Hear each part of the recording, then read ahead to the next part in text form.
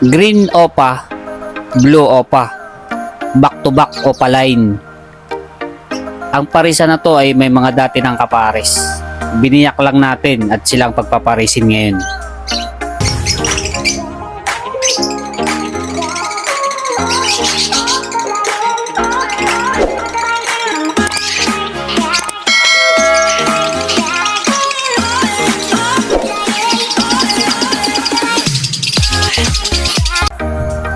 Welcome back po muli sa aking munting channel, Lovebird sa Tipapa.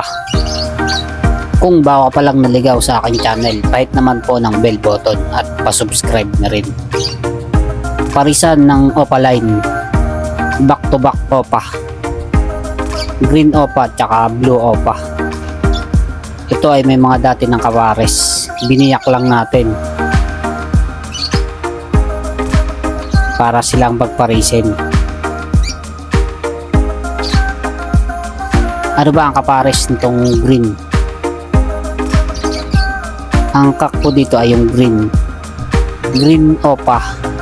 Ang kapares naman niya dati ay blue fisher. So ano ba ang maaaring ianak ng ganitong parisan?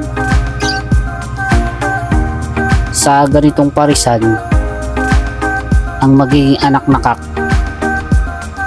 automatic na yan, split opa. Sakak po,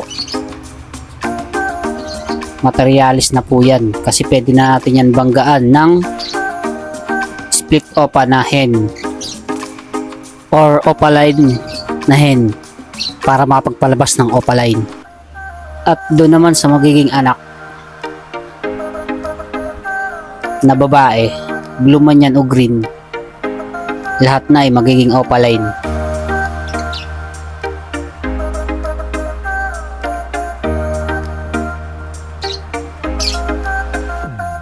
At ito namang blue opa hen, ang kapares naman niya dati blue fisher cock. Ano ba magiging mga anak nila? Blue split opa cock, split opa po yung magiging cock. Dahil pareho silang blue rin ang lalabas dyan. Tapos sa babae o hen ay blue fisher na. Ito yung hindi magandang parisan para sa akin kasi nagkaroon ng blue fisher tapos yung cock ay split opa. So sa parisan ng blue fisher at saka blue opa hen, nawala yung yung isang mutation na opaline. Kumarga lang dun sa kak na split, pero yung split opa na kak, yun nga, pwede natin yan ipare sa opaline para makapagpalabas ng mga opa. Ang video na to ay bali inayos ko lang kasi maling info po yung naibigay ko. Marami-rami na rin na nakapanood, pero minabuti ko na burahin na lang kasi mapapanood pa nung iba. Baka sabihin wrong info yung mga ina-upload ko, kaya inayos ko na lang. May dati rin akong content na opaline chart dapat alam mo. Na-discuss ko na yan dati, yung opaline chart. So kaya bali binalikan ko lang kasi mali nga yung info na nai-upload ko.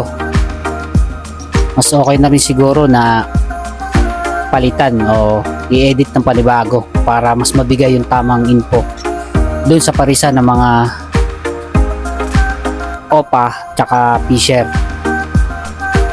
Muli ay maraming salamat sa panonood. Happy birthday po sa ating lahat and God bless.